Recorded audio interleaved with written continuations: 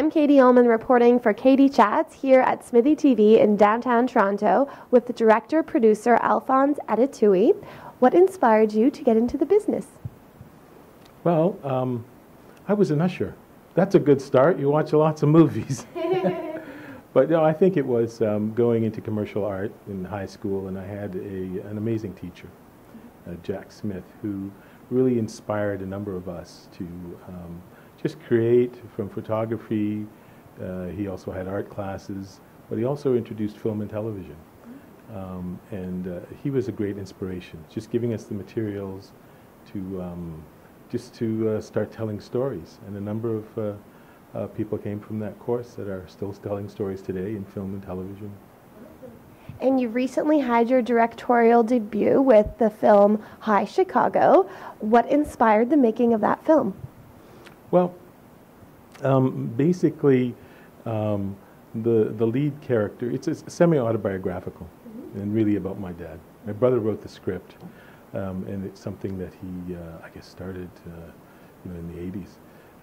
As one of those scripts. Writers have these scripts that they keep with them for a long time. And then we basically collaborated on how to tell this story. So it was kind of a cathartic experience, understanding my dad and his dreams, and looking back, as we're a little bit older now, and looking back into what that was about. So that's what inspired it, I guess, was just the telling of that personal story. Great. And can you tell me a little bit more about your dad's story and what the film is about? Well, again, it's inspired by it. The two are a little bit, they're similar, but they're not the same. My dad's story, he was an immigrant from Nigeria who had a dream to, like many immigrants do, is do well here and then go back and start up a business or whatever. So in this story, it's about a guy who's from here and basically he's gone to Africa during his tour in the Navy, and then he had a dream to set up drive-in theaters in Africa, and in Nigeria in particular, because there were none, and there were a huge amount of cars then, and he saw an opportunity. So he comes back here. It's a period piece that takes place in 1975, so he comes back here. But then he gets married and has children. The dream starts to fade, and he drinks a little bit too much, and then he starts to gamble for the long shot to make money to do whatever you want to do. And where we meet him in the story, he's decided to go back to his dream, but he needs one last chance to make sort of the nest egg of money that he needs for this dream. So he goes up against a kind of poker shark in this one game to try to see if he could make his money and realize his dream, or of course lose everything. And so that's where we meet him and find out what happens at the end. Awesome. And you also initiated the first co-production between Canada and South Africa. What was the reason behind that? How did that whole thing come about?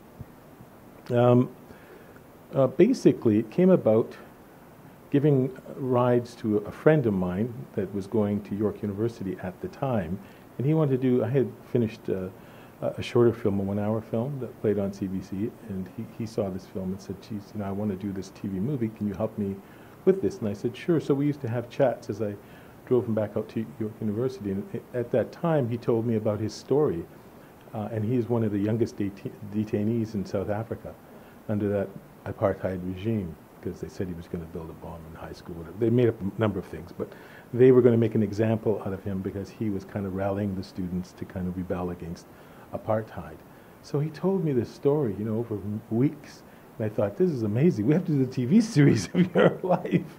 It was about what was going on in South Africa in between the kind of CNN, when the bullets were flying and that. People were getting married, falling in love, and all of those experiences during that time, and his stories were all about that and about those people. So he went off to write, and I went off to try to interest broadcasters, and eventually we interested the CBC and the SABC in South Africa, and we did 13 1-hours, which was the first co-production, because we didn't have a treaty, and at that time, in prime time, CBC had the only Canadian program, so you had to be a treaty production to really make it work.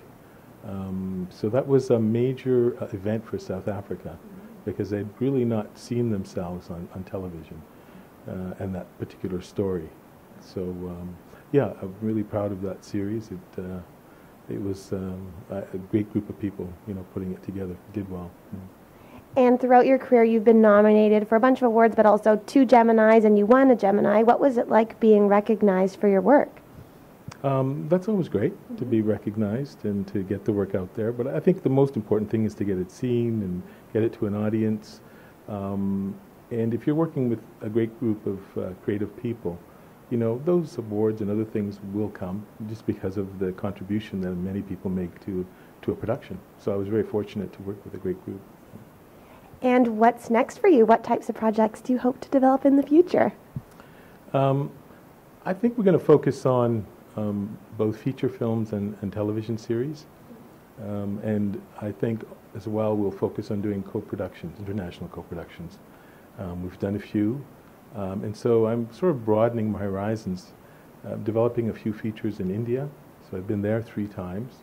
As you know, there's a co-production treaty between Canada and India brewing. So the OMDC has been a part of that, trying to push to have that happen. And they've sent a number of producers over or sponsored our trips to sort of make that happen. So I've made contacts and have developed a few features.